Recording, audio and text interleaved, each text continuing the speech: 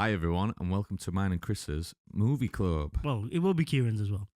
Well, for the time being, it's Yeah, mine and Kieran's just not Chris's here right now. movie club. So until he comes, it won't be his. The idea of this was we're gonna spin a random wheel every week. It'll land on a movie that me, Tommy, and Kieran have put in the wheel.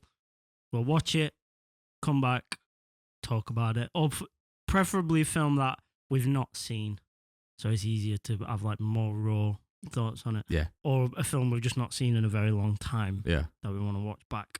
But yeah, this film for this first episode I suggested because I kept seeing a lot of things online and I'm very curious. So I'm very curious to see how you feel about it. Yeah. Because I feel like I was influenced in how I was thinking about the film going in from everything I'd seen. So you went in knowing nothing. Yeah, I didn't know a thing. Like, literally didn't know a thing So before. I'm gonna let you start with what you. And what is the film? The film is Manchester by the Sea. Manchester by the Sea. It's starring Casey Affleck. Casey Ben Affleck, Affleck's yes. brother. Yes, Yeah. his brother. Michelle Williams as well. Kyle Yeah. Chandler and Lucas Hedges. Yeah. What do you think I thought of this film? I'm curious to see Just what. straight off the top. Yeah. I absolutely loved it. It's a great film. I thought it was fantastic. It's a great film. I thought it was like it's such something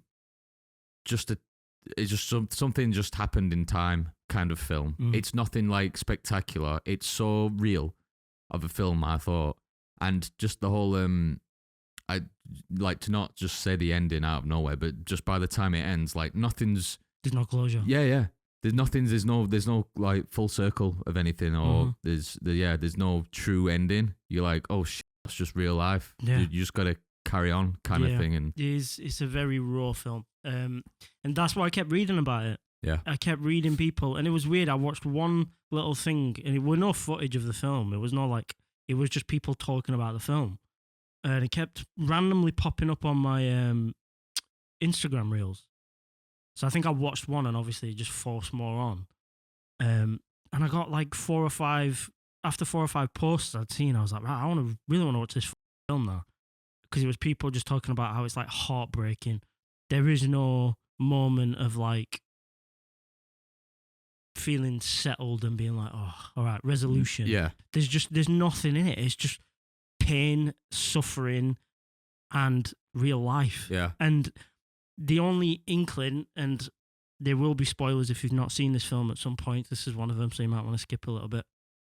The only inkling you get of like a moment of brief happiness is where his nephew is on the boat with the girl, and Casey Affleck sat at the back of the boat watching him and smiling. Yeah.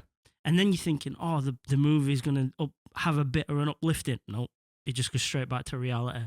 Bang. Yeah. It's so brutal. It's the flashbacks that kind of give you this like glimmer of hope from the past, and how it pieces it together, how his trauma came about. Because I've only seen Casey Affleck in Interstellar. Do you know when he's grown Tom or whatever his name is in that film? And didn't really think this or that of his performance then, but I think him in this film is amazing. He's fantastic. Yeah.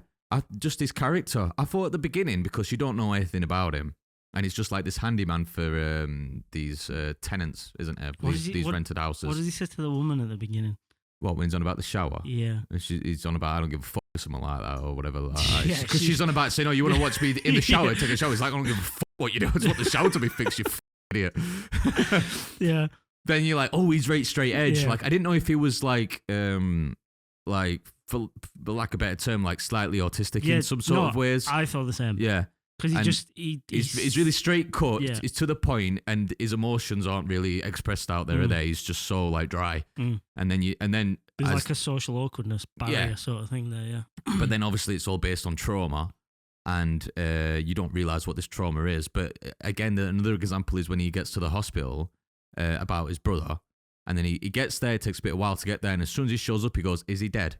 Like, oh shit. Like, you just straight up just asked him, haven't you? And without like worrying or crying or anything like that. But then you begin to realize that it was an inevitable thing that his brother would die because of his heart disease or some sort of failure there. Really good performance, man. And it's so like mundane as well, because every day he's just shoveling snow outside. He's doing the same old job, and then he kind of gets uprooted and has to sort his life out and face his trauma and his guilt again. I find, in a lot of ways, emotionless, accurate performances more impressive than an emotional, emotional full performance, because to be able to convey in a film like you're just dead inside and you're emotionless, but still be intriguing as a character that is so like to watch him in this film. Like, bro, the bit where he sees his ex-wife and she's trying to apologize to him, being like, all those things I said to you, I should have never said those things. And he's like, there's nothing there. Yeah, because she's also trying to they want to be in each other's lives again. She wants that, but he cannot deal with it. I think I don't want to say she's a bit of a bitch for saying that, because wanting him back, like she said all those horrible things to him, saying like she basically blamed him and she hated him for the kids dying. And I'm not going to comment on that because I can't imagine the trauma of your 3 children dying. You would probably say and do things that you don't mean in this in the moment of pain. Yeah. I get that. It shows you a little bit of build up to that as well, because he's being a bit of a lad with his mates round, and she's off about it all. She's they're all trying to go to bed. So he's careless in that sense, getting drunk, and then all this. So it all builds up to that complete incompetence of the fire with the log that must have rolled off or whatever. And then obviously she just breaks loose after that and just rains down hellfire on him. So the moment when they like see each other again properly and she says, I still love you. Yeah. I'm like, you horrible. Like, in a way that I'm not saying she's horrible for still loving him, but you're pregnant with someone else's baby. All you're doing by saying that is hurting him more. Yeah. Because he's going to be looking at you probably thinking, I still love you too, but I can't do nothing about it. Like, she also says that her heart's still broken and everything. It must have just been something she bottled up for so long. Yeah, I get it. And obviously their love was just cut so short by what happened. And she just probably just wanted some closure of her own, just to say that to him. No, I get that. If she probably knew it wouldn't have meant anything because of where she's at in life. The 2 most heartbreaking moments in that film for me is that bit where he's trying to explain to her, like, there's nothing there. Yeah. Like, I am empty. Because, like, that is, I don't know, bro. When I watched that bit, I was like, yeah. And then in the police station where he grabs the gun. Yeah, of course. And it's not the bit where he's initially trying to do it. It's leading up to that with the story. No. It's when they're grabbing the gun. And I don't know if you heard it, it's very subtle. He's shouting, please. He's saying, please, but it's like kind of muffled under the scramble. I heard it. And he's like, his voice is breaking. He's like, please. Because he can't live with what's happened. The scene leading up to that, when he's telling the cops the story about what must have happened while he was out the house. He's like, "Are you gonna let me go?" Yeah, but he's not even really looking at anyone. He's just reliving it all, be emotionless, like you said, like his performances, and then they let him go, and he's like, inside he's just asking, like, I'm not being punished at all, because he blames himself. Yeah. So he's like, oh, I'll settle it then for myself, because I literally can't live with this, and then tries to sort it out, but then he's had to. It lets you know that he is willing to do that to be out of this pain, and he's been living with that pain since, and it's so hard film. I was talking to my mum and dad about it, and I was like, it's a really hard watch if you don't enjoy like bleak films. Yeah. It's a very tough watch. Yeah. And then you throw in like the whole relationship with the nephew, and I don't know, man. I loved it, but at the same time, it's so heavy. With me not knowing what happened with him and the kids, there's a scene before where the brother dies, and then he's sat down with the some sort of lawyer or some sort of solicitor, or maybe the school or something, and he's saying like, "Oh, you're his guardian now. Your brother passed everything down, saved some money and that." And then Casey Affleck's like, "Well, I can't be the guardian." Yeah. Says it like that. But then when I first watched it, well, I've only watched it once, I feel like, he feels like that because he just not like can't be arsed, but just like, oh, I don't want this responsibility. Yeah. But then knowing that the children had died indirectly by him, that question means a whole lot more with him saying, I can't be the guardian after what I've done and what like I've... he's not fit. Yeah. Like, do you know what? And then there's other people saying like, oh, is it true, that story about him and stuff? But they're not telling the story and you don't know what it is and you don't piece it together, but it finally tells you towards the end. Like this bit, and you're like, oh, that's why he is like he is. This bit where he's like trying to get work. And they basically, where he goes into that office or something, and the woman comes out saying, I don't ever want to see him in here again. Yeah. And it's like, so not only have you lost your 3 beautiful, precious children, like, the town hates you for it as well. Yeah. Like, what?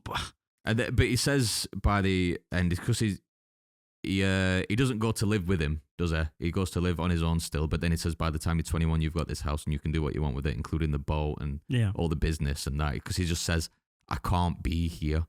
Like, he can't live. Because it's too painful. Yeah. It's just every day when he walks around, he sees the same people. It reminds him of the same thing. And he says, I just can't step foot back in here again. Like, and he's trying to explain to his nephew, he's like, he's a child. Yeah. His nephew's basically, I mean, he's not a 16? child, but he's like 17. Well, 16, I think he's 17, nearly finished high school, so I'm guessing he's like 17. Yeah. And he's trying to explain to him, like, I can't be here. And he's trying to get him to understand on his level, being like, this is pain every day. I can't be here. Yeah. And then the moment where I think it's towards the end of the film, which like adds another layer of pain to it, the only person he had after all that was his brother. So when his brother died, and like you were saying, he goes in and he's like, is he dead?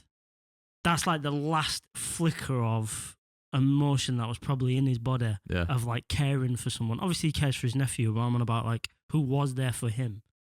Gone. Yeah. Talking about Casey Affleck's performance again, in the flashbacks, he's such like a chill guy, a happy guy, and he comes home and has a just complete banter with his wife and kids and everything like that.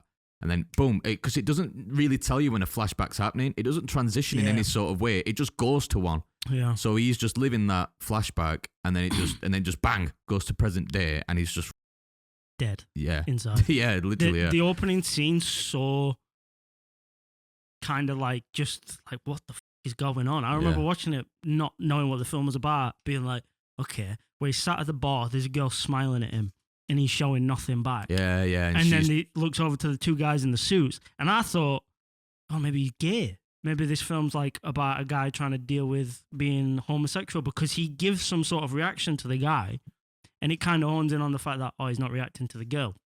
And then he walks over and he's like, oh, do you know me? Yeah. And the guy's like, no. And he's like, I just wonder why the you keep looking at me. And it just beats the out of him. Yeah. I was like, whoa, what the Yeah, we are explaining it. Yeah, I was like, what the fuck's going on? It's such a good film, but it's a film that came out of nowhere for me as well, because I only heard of the title when it first came out. I didn't realise it was 10 years old as well. I thought it was a bit newer than that. Yeah, I'd heard of it before when I read the title, and I was like, oh, it sounds familiar. I think I'd heard of it when it won the Oscar. And how was Casey Affleck not being offered bigger jobs, this job and that job afterwards? Like, I think he was kind of tangled up in some sort of controversy about. Oh, really?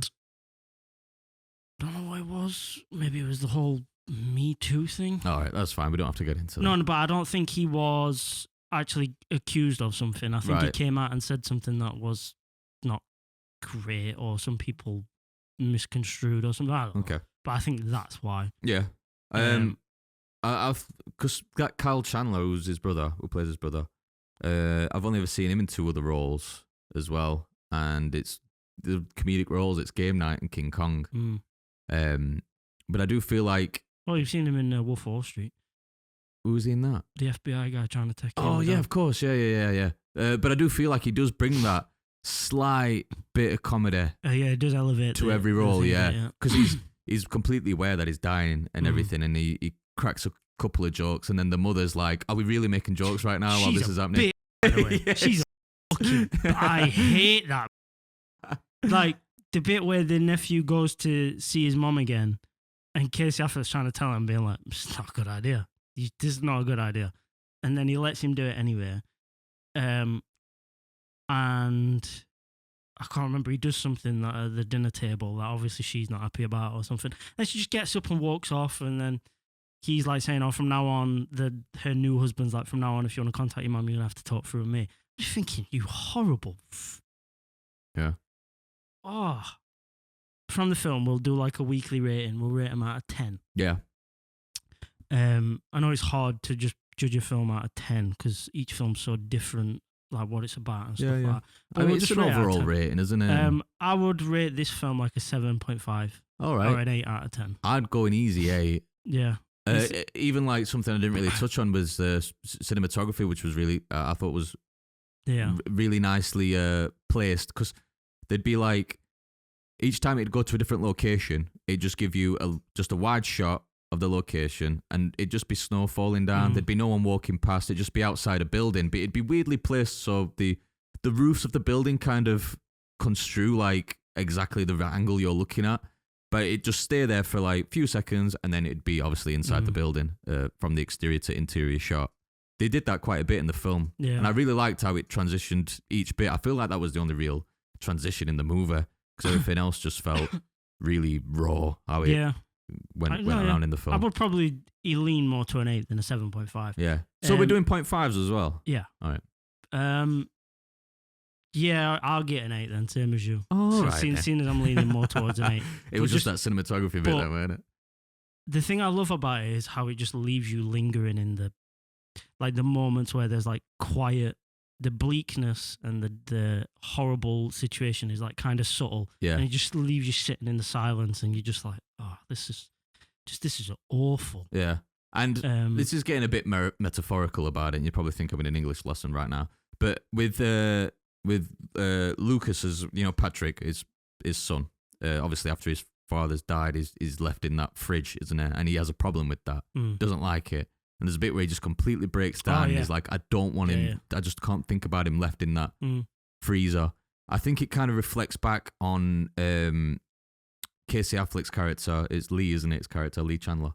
Where he's just, when he's outside working and he's just in the snow shoveling, and he's just always caught up in his own, in the cold. Yeah. I just feel like it kind of reflects on him being trapped in his own guilt. As same as it reflects his brother just being trapped, dead. Yeah. I think it's two sides of the same coin kind of thing between the both of them. And then obviously he needs to, they're trying to break him out of that to live somewhere else, but then he just, there's just too much guilt, and he never does necessarily break out. There's something there.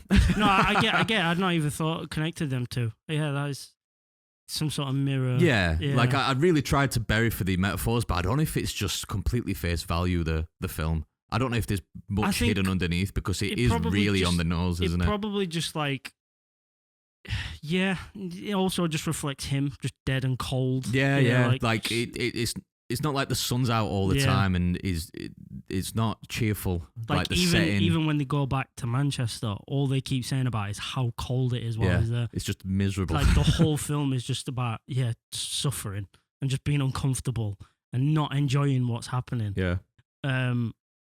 Yeah, I feel like there's so much I'm forgetting. Oh yeah. From the film. That's why they've got to let us know what you think in the comments down below. If you haven't watched Manchester by the Sea, watch it, please. Yeah, even though we've spoiled a whole lot. But if you want anything to add to what we've already said, please feel free, because I could talk about movies until and if you have the world watched explodes. And I know there is a big audience for this film. There is like a big following for this film. Yeah. Is it quite cultish? Not in a sense like... I don't know if it's cultish, but it has like a big fan base. Yeah, like a big underbelly kind of support for this. Yeah, because like film. every post I was seeing, 1,000 comments talking about it. Because I do think it is a very niche film. Yeah. And it's a very needed film as well. Like it's like we keep saying about like that melancholy kind of thing. Saying that you need it. Yeah, so this is as well, like, this is what made me want to ask you to watch it. We always say that we love that sort of film where it leans into the melancholy side more. And I'm not going to lie, I don't enjoy all those sort of films, because I feel like sometimes it can just come my head a little bit. But it's like I said to Lauren the day after I watched it, it does make me feel appreciative of what I have got a lot of the time. Yeah. And I, especially now, like, I mean, before I would have watched it and not had so much, it wouldn't have felt as heavy. But since I've had a kid, when I watch a film that involves kids dying or something like that, it really sits heavy on me because Yeah. then I just put myself in that position. Yeah. And like, for example, Prisoners is a film I really struggle to watch now because I just think, oh my God, like Hugh Jackman's character in that film and the struggle of being like, my kid is missing, probably crying, petrified, waiting for me to turn up and save him. And I don't know where they are, so I can't do it. I can't watch that film and be comfortable. So going into this film, when I realized what it was about and what he'd suffered, and I was like, bro. And it hit me quite hard, but I tried to, instead of just focusing on that, just to appreciate the film as a whole. Yeah. And then, like I said, at the end of it, I was like, do you know what? I should appreciate more what I've got. Like, there are people in this situation in real life that have dealt with their kids Yeah, exactly. Yeah. dying and And stuff like that. There was a video I watched where someone talks about Manchester by the Sea borderline being like horror in the sense that it's the whole catalyst of the film is just someone making a mistake. Like that could be anyone. Like it could be you in 5 years from now, and you could fall down the same hole as they've had just by making a mistake, just by being incompetent one night. Just, We've all made the mistakes. Tiniest little mistake. Yeah, as yeah. well, And then to just have it just domino like and that. in the sense that the mistake he made, he was trying to benefit his family. He didn't want them to be cold. Yeah. He just trying to stoke the fire so his family Yeah. was warm, Yeah. and resulted then in the death of all 3 children. It's brutal, but at the same time, it is a beautiful film. But yeah, I would rate it an 8 out of 10. Yeah. Easily. 8 out of 10. To sum it up So- on IMDb, it has a 7.8. So Yeah, so a ballpark. fair, yeah. Ballpark. Should we work in the point ones? I seen on Rotten Tomatoes it got above 90. Did it? Mm. 96 on Metascore. Yeah. Well deserved.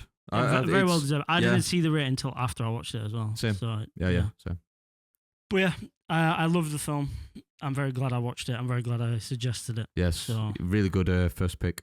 So yes, like we said, if you've watched the film, please comment your opinions. If there's anything we've missed in like the film, like Tommy said, with the metaphors and symbolism and stuff like that in the film, because there probably is so much we're forgetting. And we've got our own list of films that we want to like go through. Yeah, suggest some. We'll add them. Yeah, any films you want to suggest, maybe something that we've already got. We might bump it up to the top of the list if you shout out what's already on the list. So Yeah, if we get something that gets people actually asking, maybe we'll just be like, all right, this week we'll just Yeah. watch this film. yeah, or if we get a numerous amount of comments of the same film, might Yeah. bump that up. Yeah. All right, thank you very But much yeah, for watching, everyone. Thank you for That watching, was guys. Manchester by the Sea. 8 out of 10. There will be a clip at the end where it's us spinning the wheel and seeing what film we land on for the next episode.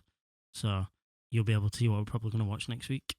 But yeah, thank you for watching, guys. Thank you. There's 6 movies on it. Right, let's see what we get. So yeah, we're going to spin the wheel, see what we get. And then this is what we're watching for next episode. And we've got City of God. City of God. Looking forward to it. Yeah, man. I have literally no knowledge going into this film, so this will be interesting. I know one thing, Okay. or maybe 2 things, but it's really like just top layer stuff. I don't know. Okay. So yeah, so the next episode will be about City of God. City of God. Tune in next week and find out, or Yes. whenever the fuck we do it. But yeah, thanks for watching, guys. Thank you. Thank you. Bye bye.